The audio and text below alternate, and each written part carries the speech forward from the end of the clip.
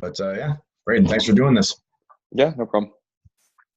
Nice, man. So I was hoping that we might be able to start off if you just tell me a little bit about yourself, a little bit about Q4, and what your role within the organization is. Yeah, for sure. I've been working at Q for a little under half a year right now. It is a investment relations software and website maker. So Cool. any publicly traded company needs a website to demonstrate, why someone should invest in that company. Um, Presents all their SEC filings, quarterly reports, all that stuff, all in one kind of like hub. So as an implementation manager, I make sure that the website is built to the client's desired design and look and feel, and that it's on budget, under time, all that stuff. So just ensuring that things happen. That seems really interesting. Like there's a lot of sensitive information being passed back and forth. A wee bit. Pardon? A wee bit. I can imagine, man. But yeah, this interview is designed to center around risk management. It is designed to center around how Q4 is currently managing risks. And just to kind of like frame what's going on, I was wondering if you might be able to tell me a little bit about what risks are generally going on within the environment within which Q4 operates. Like what's out there? Are there any upcoming policies that are affecting what you guys are doing?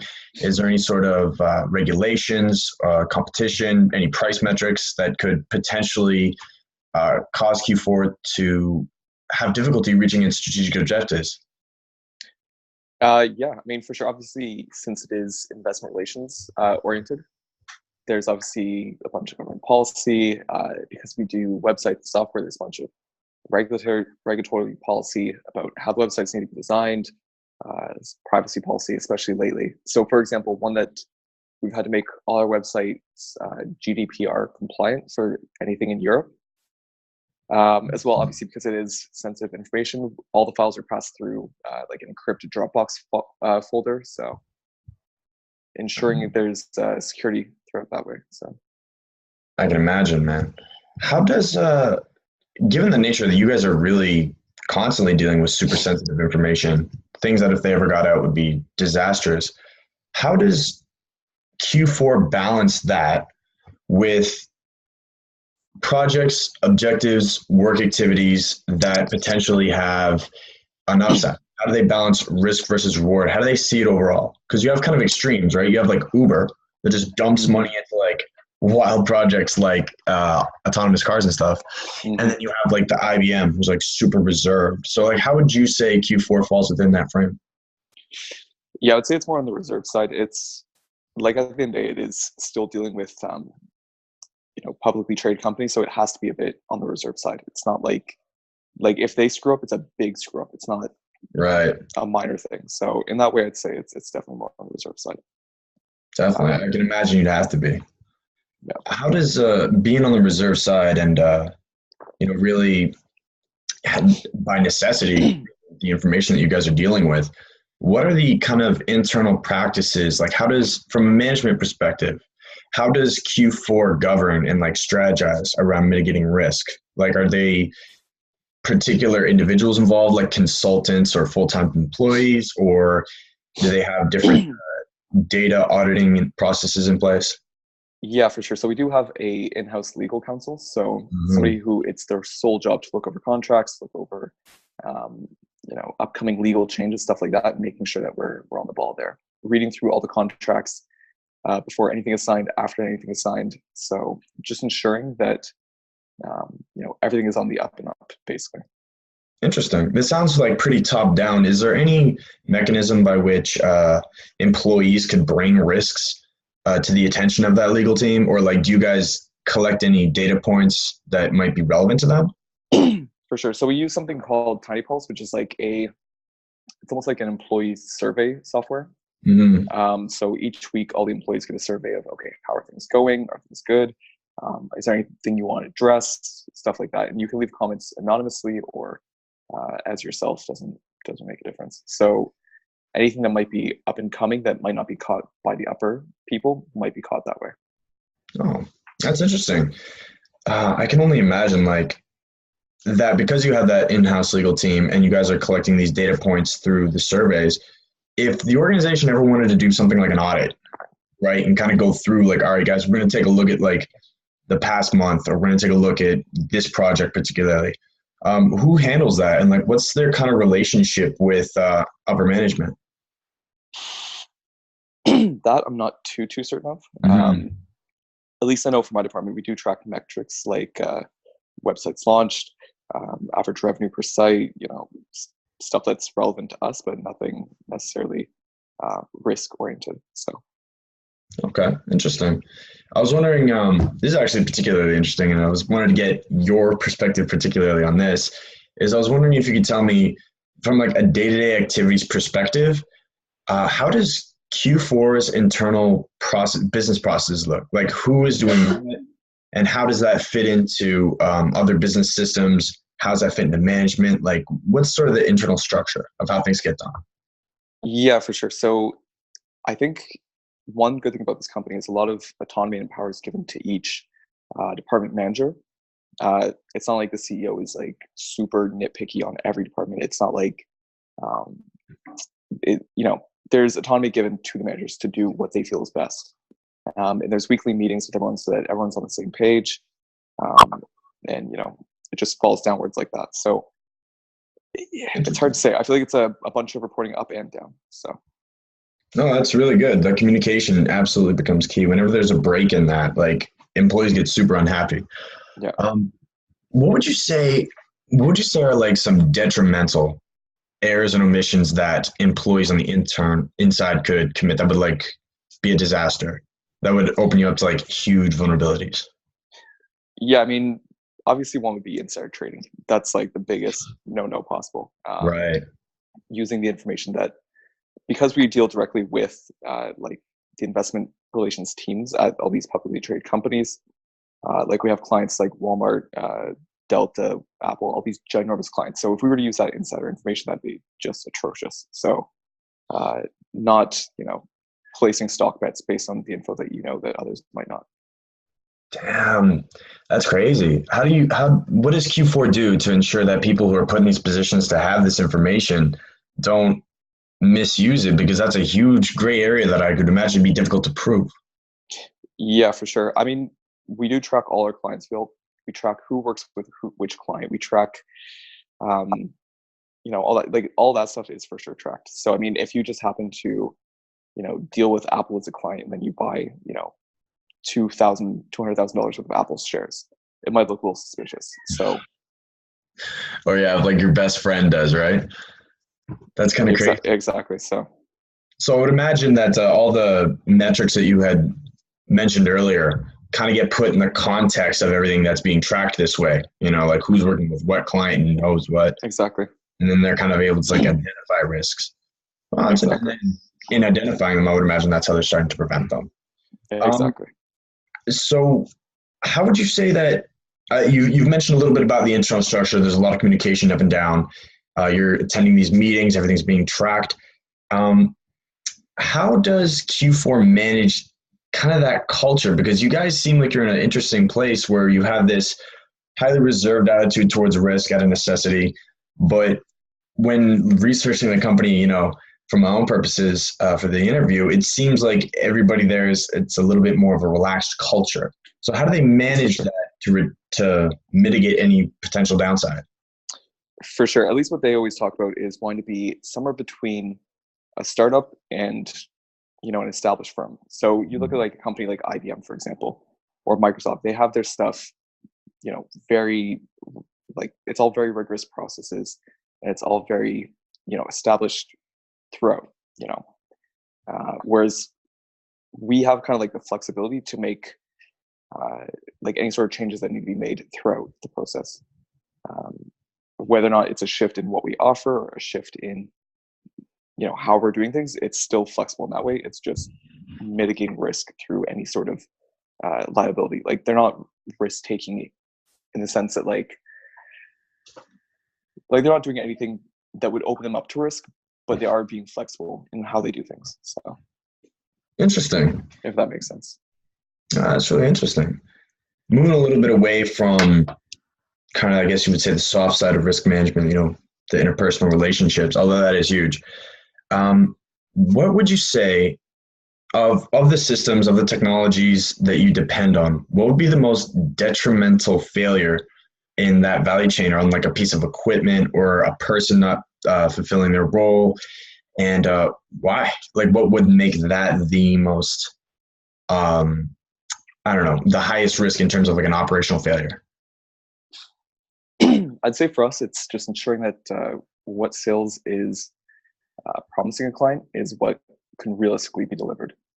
Because obviously, if sales says, we can do this in 2 weeks and it takes 2 months, then that's going to present an unhappy client. So ensuring that sales is, on point with what they're able to describe the project as. So that's interesting, because I'm a salesperson and my technical people get really mad at me all the time, and I always have to have this kind of battle. Yeah. So how do you mitigate that? Like, how do you handle that risk around the people who are involved in sales? Like, do you get to speak to them directly? Do you Yeah. But it's not possible? Yeah, exactly. So I do personally speak to them directly occasionally, but also if this is a departmental worry, then we pass up to the management and then they speak to their team. Or it's brought up to, as I said, we have those weekly meetings with all the management. So if somebody from my department feels that sales is over-promising or setting unrealistic expectations, then it's brought up then. But I mean, thankfully it doesn't happen often, but that would be, I'd say, the biggest risk. Oh, that's pretty interesting. Like, being familiar with sales myself, everything is kind of, a lot of people tend towards just kind of like leave the salespeople alone, do their thing, because it's not something that's not a process that's easily controlled and managed. Like, you don't get to be in on the salesperson's conversation, right? So I can imagine that, I would imagine anyway, I don't know, that might come up from time to time. But how do you guys ensure that everything goes on business-wise uninterrupted at Q4? So, for example, you can potentially see a situation in which a business person, just to run with this example, overpromises, and now you got people staying here late, and then people fall sick because they haven't gotten any rest or recovered. How do you guys make sure that things move along smoothly? What are your like fail safes or backups? Yeah, for sure. I mean, I think the biggest thing is just making sure the problem doesn't happen to begin with. So, as I said, setting realistic expectations for the client, for salespeople, for my department, ensuring that everyone's on the same page, and the odd occasions where maybe that might not happen or there might be, miscommunication. Either department stepping up and dealing with it, either sales going back and fixing the issue, or my department, staying late a few nights, but just making sure that whatever needs to be taken care of is taken care of, and then in the future ensuring that doesn't happen again. Interesting. Now, you guys, it just kind of occurred to me, are dealing with like wildly sensitive information, and you guys are mostly a digital company. So how do you guys mitigate, what are your talks around cyber risk? Because we all know that the actual number one point of infiltration for most businesses is the people. Somebody clicked a link, somebody, I don't know, brought a device somewhere they shouldn't have. And so I was wondering how you guys talk about that. What is management's attitude towards it? What are your strategies for mitigating these kinds of things? Yeah, for sure. So, I mean, we have a pretty talented IT department, thankfully. So they always ensure, they send out weekly emails about what not to download, what, possible risks, stuff like that. They go through all the computers every little while and make sure everything's good. Any new hire, we use things like Google Authenticator to make sure that, it's not some random person signing into an email. Everything's two-step verification, stuff like that. So, I mean, they are pretty on it with IT, thankfully. That's interesting. Is there ever any discussion about internal risks, like a disgruntled employee who, maybe just like went off the rails? Yeah, for sure. So, I mean, there is definitely wording in every person's contract. The same way there's wording in the contract about not doing any insider trading, there's something in the contract about don't be a disgruntled employee when you get fired, else there will be legal ramifications. Right. Like I said, we do have a pretty decent internal legal team as well. So they seem to have covered pretty well a lot of their risks. So Okay, that's really interesting. I mean, cybersecurity being such a big issue today, it kind of speaks to the fact that most of the risks that we're kind of talking about right now center around people, right? We're talking about your salespeople and how your management is handling, the behavior of people when it comes to the sensitive information and risks. Do you think you can talk to me a little bit about the processes or actually the business activities that within the market that Q4 operates in? What sort of risks do you think might be coming at you guys, like economically, for example? Or like, is there any competition that might kind of like head you off in any way, or another competitor infiltrate you guys by like getting somebody hired over there? Yeah, for sure. So, I mean, obviously, since it is revolving around quarterly earnings, if let's say, so for example, a couple months ago, I know in the US, Trump was proposing switching it to a 6-month quarterly reporting or 6-month reporting period as opposed to every 3 months. So obviously that would impact our business model if that were the case, because then we have half as many quarterly or half as many earning periods to work with clients during. So that's one thing. Or like I said, things like GDPR in Europe, privacy policy laws here in Canada and the States. Yeah, I don't know, it's constantly changing, and there's constantly outside forces to deal with. But I think as long as they're aware of that, cognizant of that, I think it should be fine. Interesting. If you were to say like, so for example, these proposed changes in legislation could potentially increase or decrease the amount of quarterly earnings that you guys would be responsible for being involved with.